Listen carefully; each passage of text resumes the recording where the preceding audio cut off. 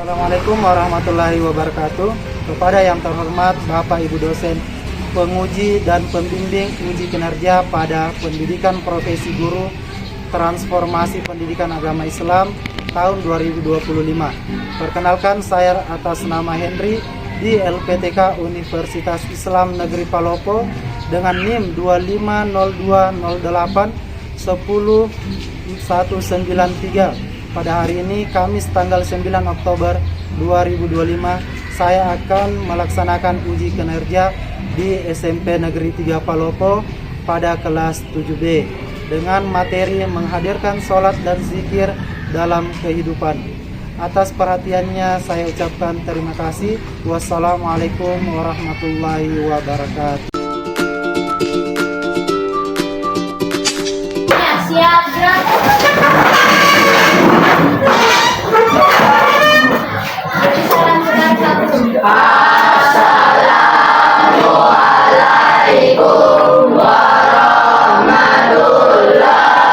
Assalamualaikum warahmatullahi wabarakatuh. Waalaikumsalam warahmatullahi wabarakatuh. Silakan duduk, dilanjutkan dengan doa.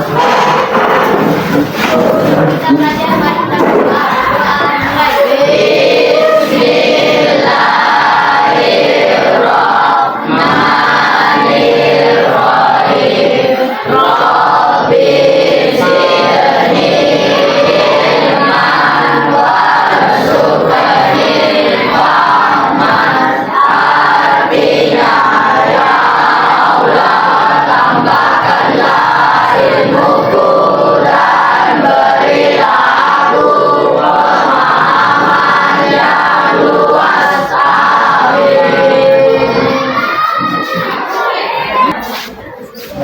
Assalamualaikum warahmatullahi wabarakatuh. Waalaikumsalam warahmatullahi wabarakatuh. Terlebih dahulu Pak Guru akan mengabsen anak-anak semua, jadi silakan didengarkan namanya.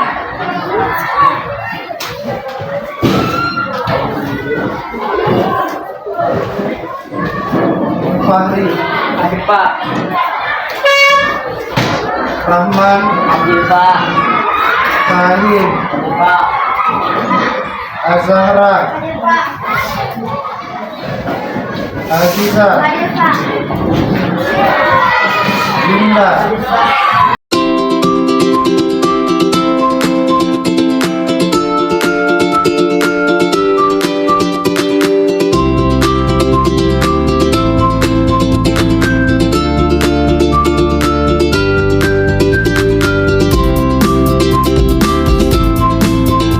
Silakan dibuka bab 3 mengenai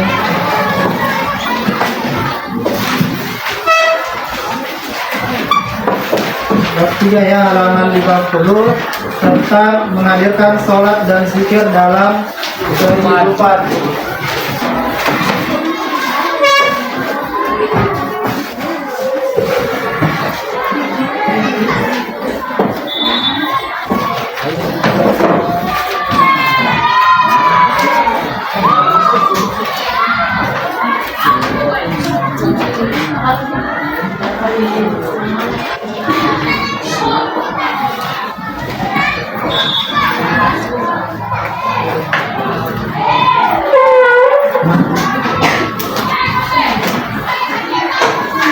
Menghadirkan sholat dan zikir dalam kehidupan. Namun sebelum kita lanjut mengenai bab 3 ya, kita bahas tentang bab 3.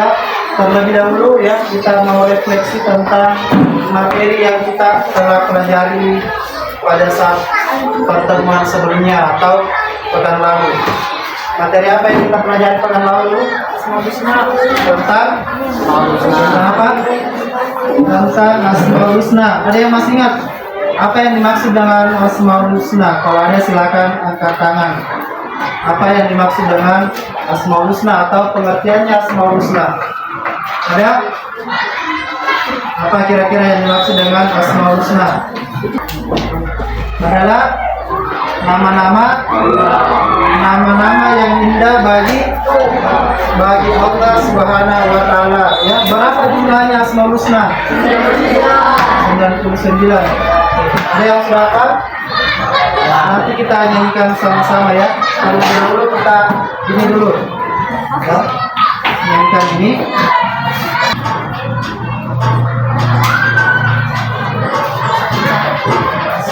Ya, terus.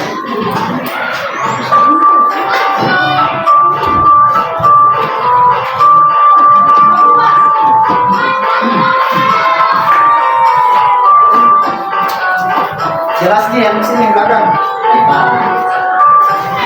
Oke, siap. Mulai.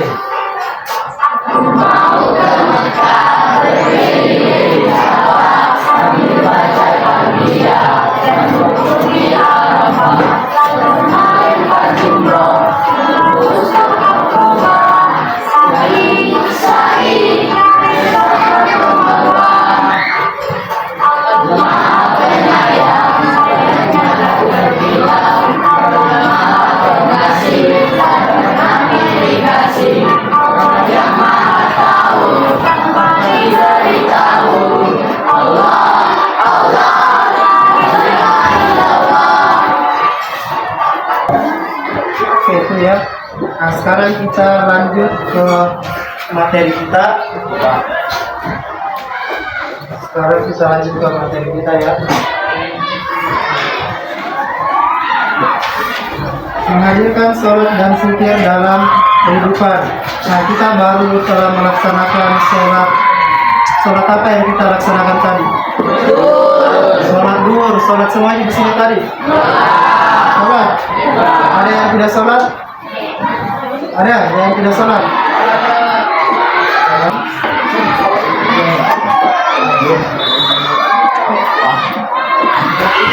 Silakan dibuka halaman 55.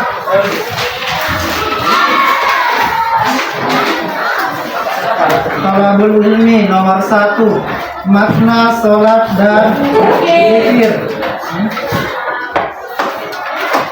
Jadi sholat merupakan salah satu rukun. Rukun apa? Rukun rukun Islam yang keberapa? Yang kedua. Ya, jadi sholat merupakan rukun Islam, bukan rukun iman. Ya. Kalau rukun iman itu iman kepada Allah, iman kepada malaikat, iman kepada kitab-kitab Allah.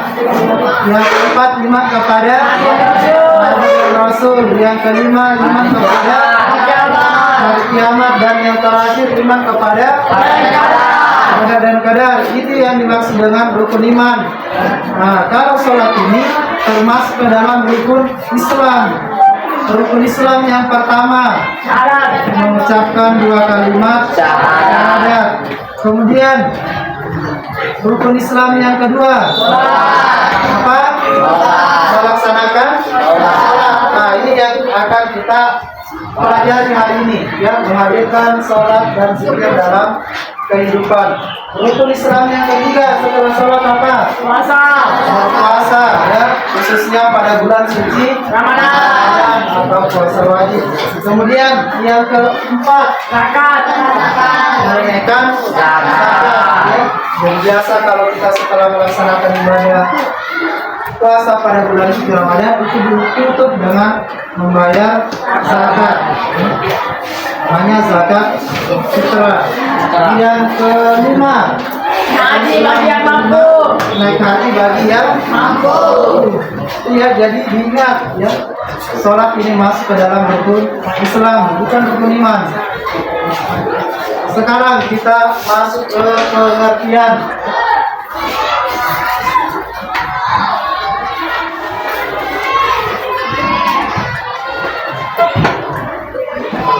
Pengertian sholat.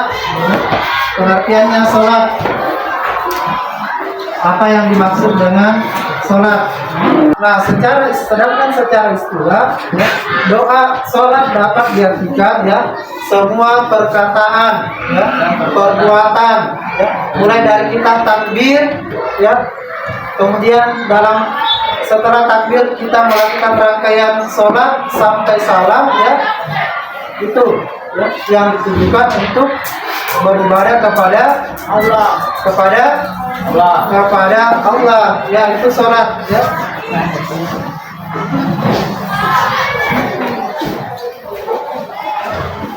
Jadi pengertian sholat ya ada dua. Yang pertama tadi ya, sholat sama halnya dengan doa ya, berdoa kepada Allah SWT. Kemudian sholat juga merupakan ya seluruh rangkaian perkataan ya atau perbuatan yang diawali dari takbir hingga salam ya, yang tujuannya untuk beribadah kepada Allah SWT. Kemudian untuk pengertian sholat, lanjut hukumnya sholat. Nah, kira-kira hukumnya sholat ini apa? Bagaimana dia kalau dikerjakan dan bagaimana dia kalau tidak dikerjakan? Apa kira-kira hukumnya sholat? Hukumnya apa? Kalau dikerjakan mendapatkan pahala, kalau tidak dikerjakan mendapatkan dosa. Nah, itu hukumnya termasuk dalam kata wajib ya, itu wajib ya maksudnya. Dan hukumnya sholat adalah wajib. Wajib berarti harus dilaksanakan atau dikerjakan atau dilakukan, semua sama ya. Apa maksudnya ya? Apabila kita kerjakan perintah sholat, maka kita mendapatkan pahala. Kalau sholat berjamaah 27 derajat, kalau sholat sendiri 1 derajat. Makanya kenapa sangat dianjurkan dia itu kalau misalnya sudah masuk waktu sholat zuhur ya, bapak ibu gurunya mengarahkan kita semua untuk sholat berjamaah. Karena kenapa? Ternyata pahalanya sholat berjamaah itu lebih banyak ketimbang sholat sendiri. Jadi jangan lagi sholat sendiri kecuali kalau dalam keadaan terpaksa. Itu ya hukumnya sholat wajib ya.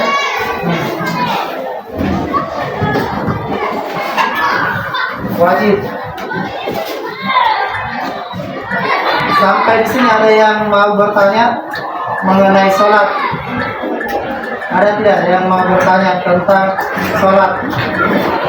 Ada? Oke, satu orang dulu. Apa yang bertanya? Silakan berdiri kemudian sebutkan nama dan pertanyaannya. Salam dulu. Waalaikumsalam warahmatullahi wabarakatuh. Saya Ilham. Saya akan menanyakan tentang apa yang akan dilakukan jika lupa salah satu rukun salat.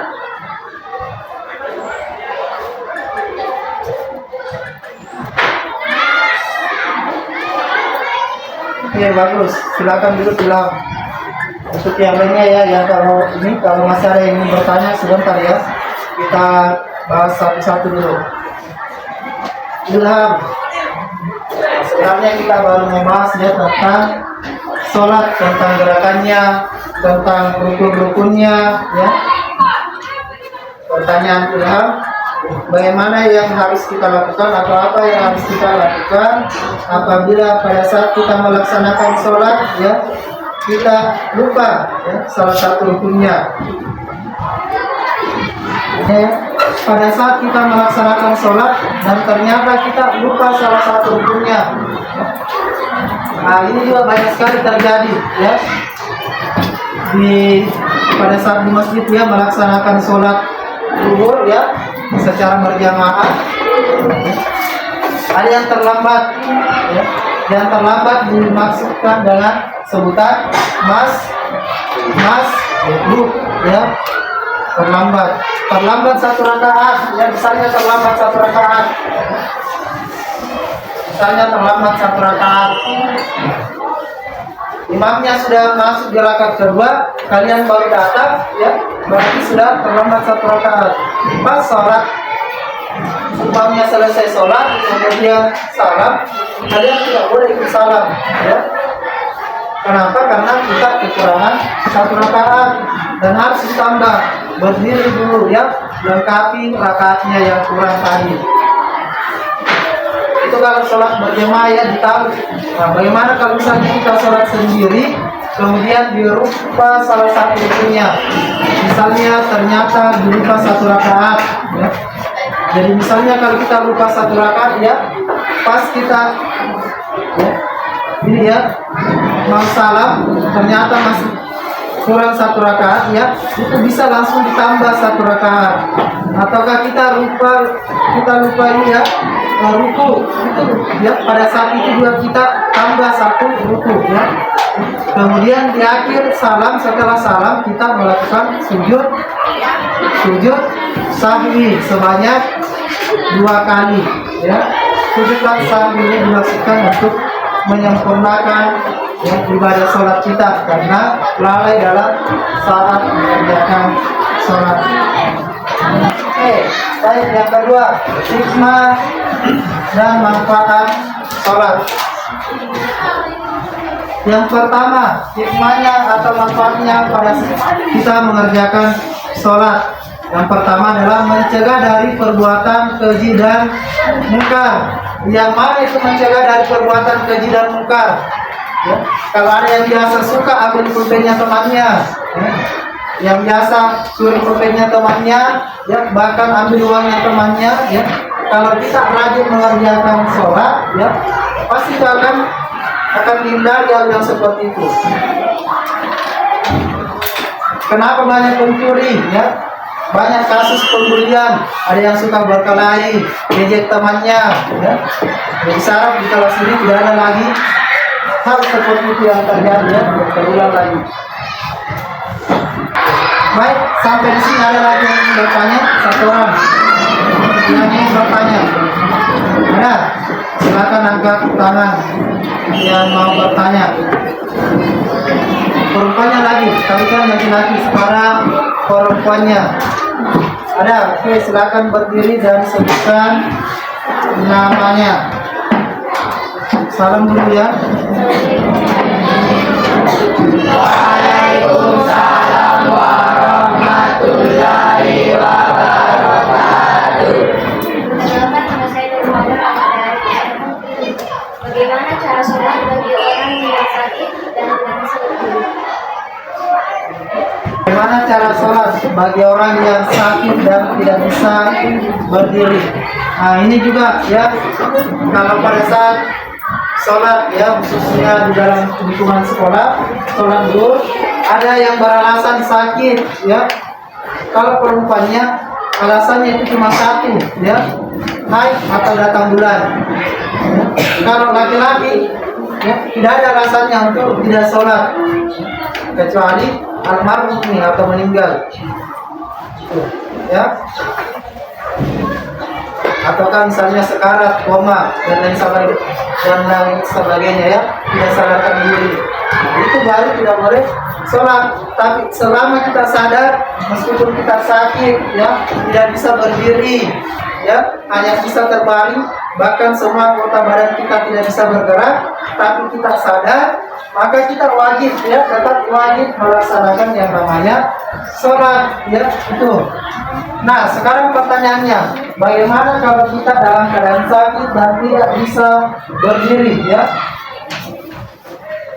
Yang pertama, misalnya kalau kita semua anggota badan kita masih bisa bergerak kecuali kaki tidak bisa berdiri, yang pertama yang bisa kita lakukan adalah sholat dengan cara duduk ya, duduk di kursi ya. Kalau tidak bisa duduk di kursi ya, duduk melantai ya. Seperti itu.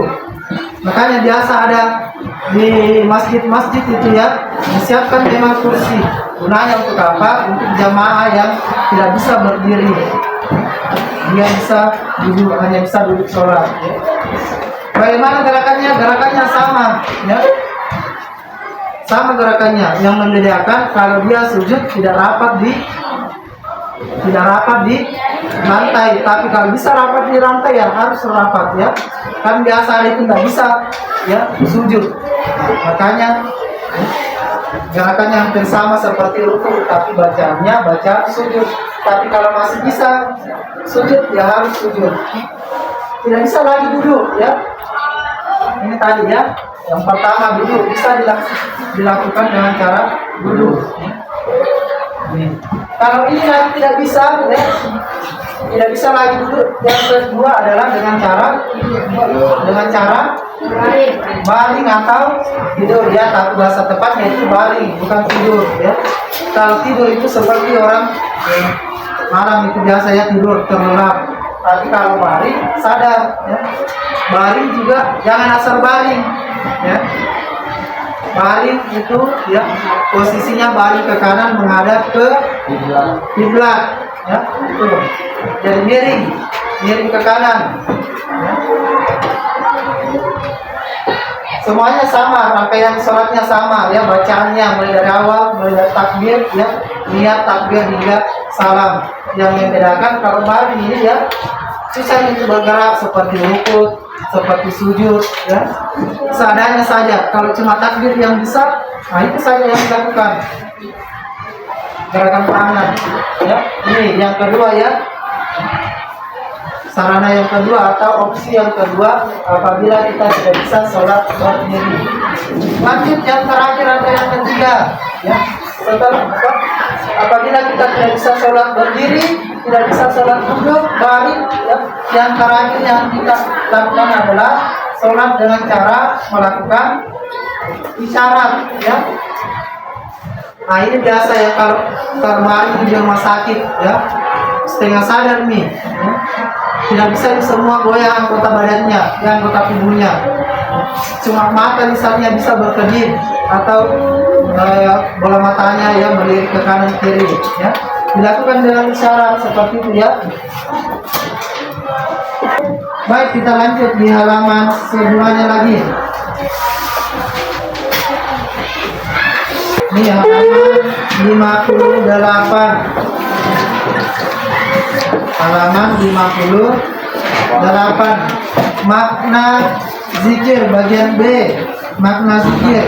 Ada yang tahu apa yang dimaksudkan dengan makna zikir? Pengertiannya makna zikir apa?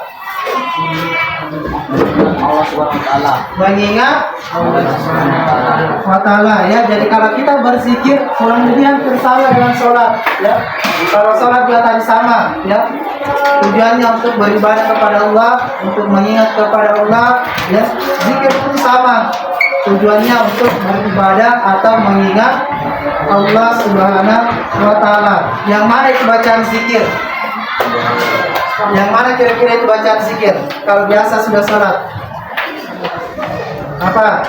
Yang tiga itu yang diucapkan sebanyak masing-masing 33 kali. Yang mana? Subhanallah, alhamdulillah dulu, baru Allahu Akbar. Subhanallah 33 kali, alhamdulillah 33 kali, dan Allahu Akbar 33 kali.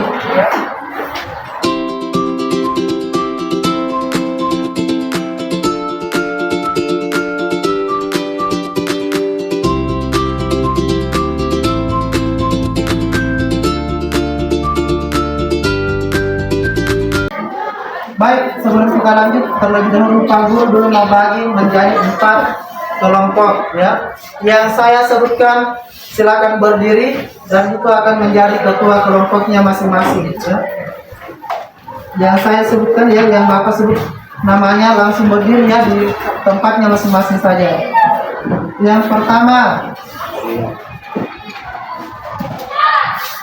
Rahman. Mana Rahman? Berdiri Rahman. Rahman. Yang kedua, Fikram. Mana Fikram? Oke, silakan berdiri. Yang ketiga, Ripasa. Ripasa berdiri. Yang terakhir untuk kelompok keempat, Putra. Mana Putra? Ya, jadi yang Bapak sebutkan ini, ya, sudah otomatis kelompok 1, kelompok 2, kelompok 3, dan kelompok 4. Kemudian menjadi kelompok ketua kelompoknya masing-masing. Sekarang kita lanjut dari kelompok 1 dulu. Kita bentuk dulu anggota kelompoknya. Kelompok 2 sampai kelompok 4 silakan duduk. duduk dulu. Yang berdiri cuma kelompok 1. Kelompok 2, 3, 4 duduk. Untuk anggotanya kelompok 1 ya.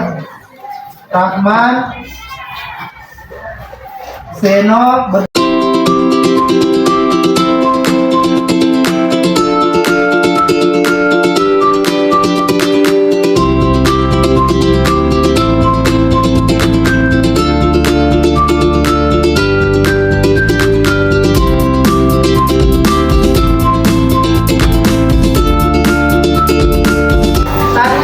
bahas tentang materinya dan kita sekarang mau melakukan ke prakteknya sholat ya.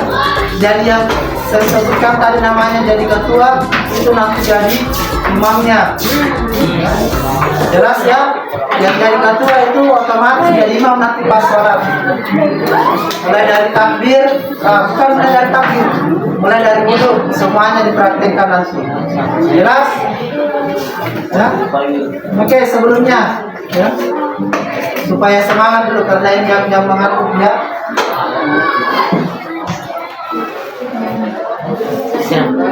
Dan ada ini ya, Pak Guru ada ice breaking ya. Tapi jangan terlalu ribut karena mengganggu. Ada tujuan di sebelah, ada perpustakaan di sebelah ya. Jadi kalau Pak Guru bertanya ya, apa kabar semua? Kalian menjawab alhamdulillah ya, luar biasa. Jadi alhamdulillah luar biasa, Allahu Akbar, yes yes yes ya. Jadi yes yesnya 3 kali ya. Yes yes yes. Jadi kalau Pak Guru bertanya apa kabar semua? Alhamdulillah luar biasa, Allahu Akbar, yes yes yes. Oke, semuanya apa kabar semua? Alhamdulillah luar biasa. Nah sekarang pakai gerakan supaya lebih semangat. Kalau kata alhamdulillah begini, alhamdulillah luar biasa, Allahu Akbar, yes yes yes. Oke, Pak ulangi, apa kabar semua? Alhamdulillah luar biasa.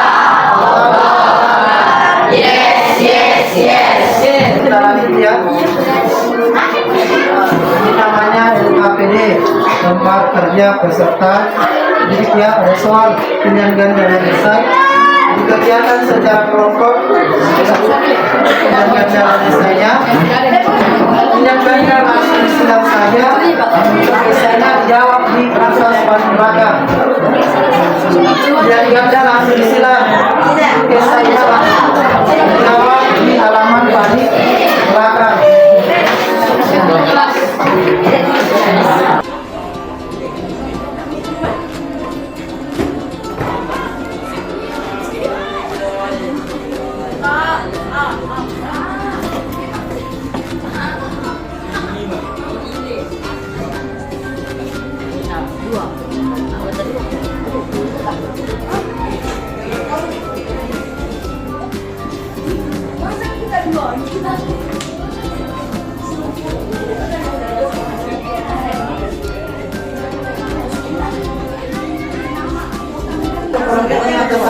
Ya, kita lanjut ke bagian depan.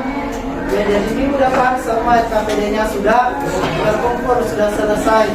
Sudah selesai semuanya. Bisa di rumah lagi kerja kelompok ya. Nah, kemudian lanjut. Dengar dulu, dengar. Minggu depan juga sudah siap semua praktek sholat ya, praktek sholat harusnya sama kayak tadi di masjid untuk sholatnya. Untuk praktek sholat kita menjadi ya masjid. Oke, sudah.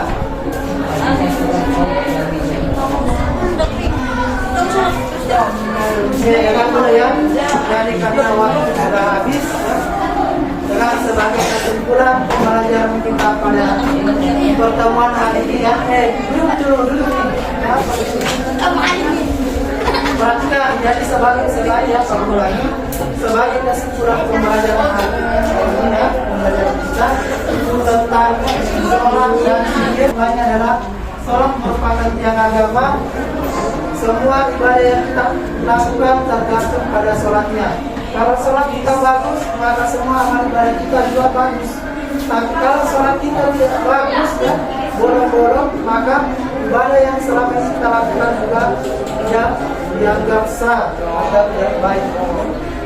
Sholat, zikir, ya, gunanya untuk mengingat Allah, untuk menghapus dosa, ya, dilakukan setelah sholat dan sebelum berdoa. Jadi jangan lagi sholat, selesai sholat langsung berhamburan keluar masjid, tapi zikir dulu kemudian berdoa. Oke, baik, kita cukupkan untuk pertemuan kita hari ini. Silakan disiapkan berdoa keras, kemudian berdoa.